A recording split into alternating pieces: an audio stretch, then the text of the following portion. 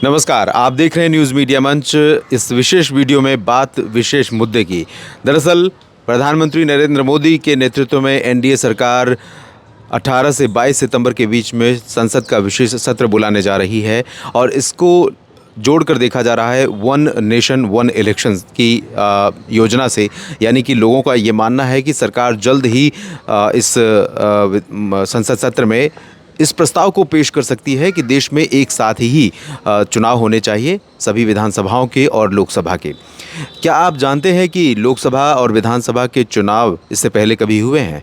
मैं आपको थोड़ा सा इसी पर एक ओवरव्यू देने की कोशिश करूंगा और ये कुछ प्रश्न भी मेरे मन में है वो भी डिस्कस करूंगा और वो भी आपसे प्रश्न पूछूंगा और आप उसका उत्तर कमेंट बॉक्स में ज़रूर लिखिएगा।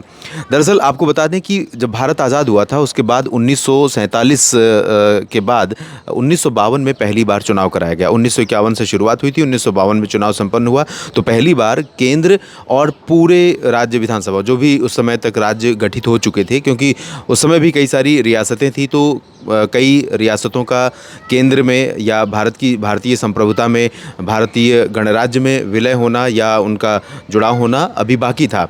तो जितने भी राज्य बन चुके थे उन राज्यों में और केंद्र का एक साथ चुनाव कराया गया। पहला चुनाव था वर्ष 1951-52 का और उसके बाद 5 साल बाद फिर चुनाव हुआ 1957 में। 1957 के बाद फिर से अगला जो चुनाव हुआ 1962 में हुआ। 1962 में चुनाव के बाद 1967 में अगला चुनाव हुआ, यानी चौथा चुनाव था जब लगातार पूरे भारत में केंद्र और सभी राज्य विधानसभाओं के चुनाव एक साथ हो रहे थे।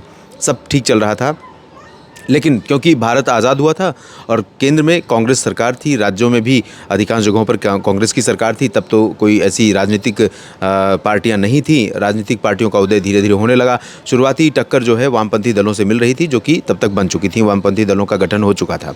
और उसके बाद 1967 का जो चुनाव हुआ, उसके बाद उस चुनाव में उत्तर प्रदेश की विधानसभा में किसी भी पार्टी को बहुमत नहीं मिला। यहाँ पर एक पेंच आना शुरू हुआ। अब जब एक राज्य में मान लीजिए कि बहुमत नहीं मिलता है, कोई भी पार्टी या फिर कुछ पार्टियां मिल करके चुनाव के बाद सरकार बनाने की स्थिति में पहुंच नहीं पाती हैं, तो उस समय क्या विकल्प अपनाया जाएगा? कैसे होगा उस राज्य का विधानसभा चुनाव? क्या फिर दोबारा कराया जाएगा या किस तरह से होगा? तो एक बड़ा प्रश्न ये रहता है और इस प्रश्न का उत्तर इस समय भी है। ये प्रश्न इस समय भी खड़ा हो रहा है जब ये प्रस्ताव रखा जाएगा। साथ ही साथ समस्या शुरू हुई थी 1971 में ही। जो केंद्र का चुनाव था वो 71 में करा लिया गया, यानी कि टर्म पूरा नहीं हो पाया। 67 में चुनाव हुआ तो अगला चुनाव 72 में होना था। 67 के बाद 5 इयर्स मतलब 72, और 72 से पहले यानी टर्म पूरा नहीं हुआ केंद्र का और चुनाव करा लिया गया। ऐसे में अब बाकी राज्यों का क्या होगा जहां पर विधानसभा चुनाव 72 में होना है? तो ऐसे में टाइम मिसमैच होना शुरू हुआ और यहाँ से इस परंपरा से भारत ने अपना रास्ता अलग चुना और उसके बाद राज्यों के विधानसभा चुनाव तब होने लगे जब उनका टर्म पूरा होता था। केंद्र का चुनाव, लोकसभा का चुनाव तब होने लगा जब लोकसभा का टर्म पूरा होता था, 5 साल की अवधि पूरी होती थी। उसके बाद अब क्योंकि आप जानते हैं कि भारत में चुनाव एक बड़ी कवायद बन चुका है और इस साल 2023 में अभी 5 राज्यों में विधानसभा के चुनाव होने हैं। अगले साल लोकसभा का चुनाव होगा और लगभग 6 या 7 राज्यों के विधानसभा चुनाव होने हैं। तो ये जो कवायद होती है, इस कवायद में भारत का, केंद्र सरकार का या राज्यों का बहुत बड़ा पैसा खर्च होता है और पूरी मशीनरी इस पूरी कवायद में लग जाती है और लोग भी कहीं ना कहीं परेशान होते रहते हैं। ऐसे में अगर 5 साल में एक बार पूरे देश में चुनाव कराया जाएगा तो ये अच्छी बात है कि पूरे भारत के लोगों को एक ही बार वोट करना होगा और वोट करने के बाद वो फ्री हो गए कि अगले 5 साल तक व्यवस्था ठीक रहेगी। ये बहुत अच्छी बात है। लेकिन अब प्रश्न ये उठ रहा है कि इस तरह की जब कवायद होगी, इस तरह के जब चुनाव कराए जाएंगे तो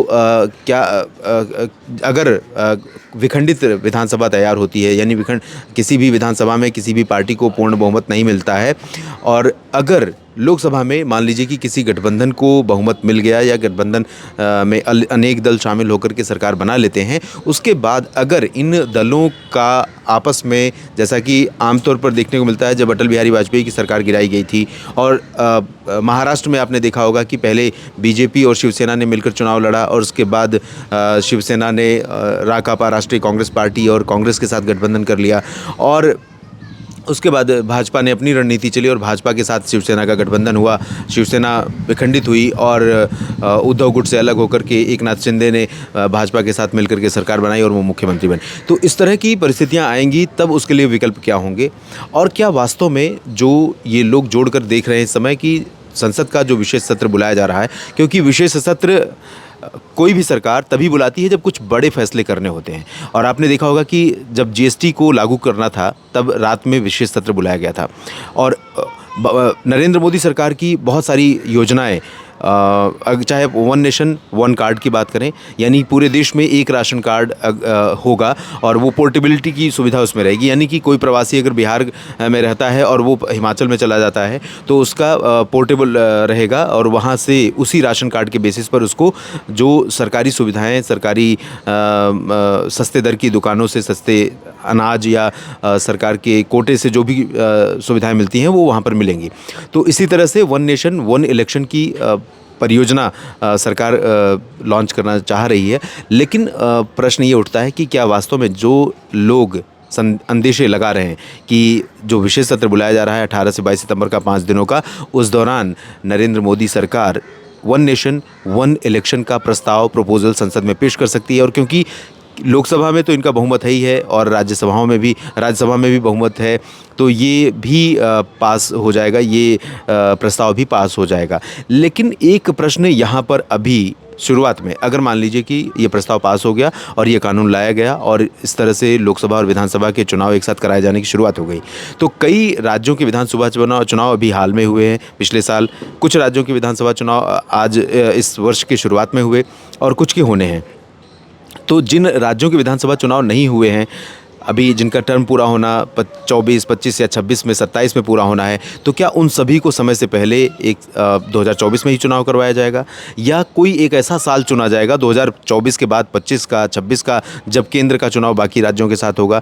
तो ये इस तरह के कई सारे बहुत प्रश्न हैं, बहुत सवाल हैं जो अनुत्तरित हैं, और इनका जवाब तो तभी मिलेगा जब ये प्रस्ताव पेश किया जाता है। यानी कि अभी आज 2 सितंबर है और अब से लेकर के 16 दिन का इंतज़ार करना पड़ेगा। 16 दिन तक मीडिया में जमकर चर्चा चलेगी इस सत्र को लेकर के।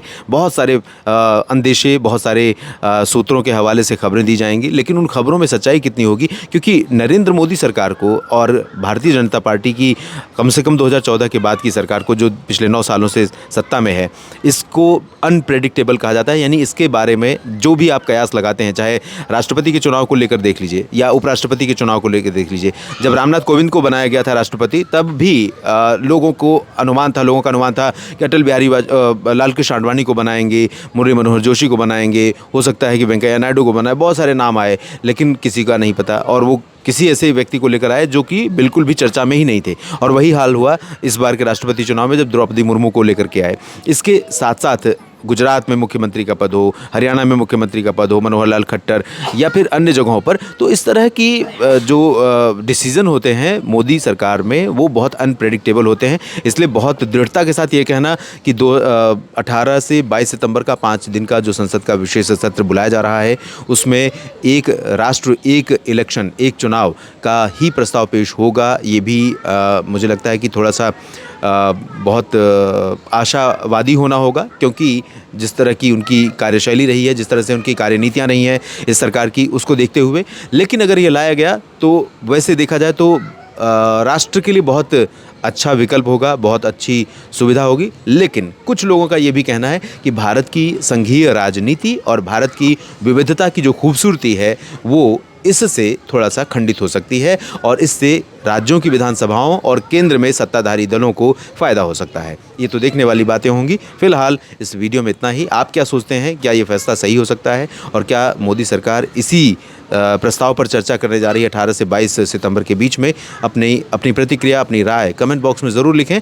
और भी बातें और भी चर्चा हम करते रहेंगे इसी तरह के मुद्दों पर। जुड़ते रहिए न्यूज़ मीडिया मंच और मौसम तक चैनल के साथ। धन्यवाद।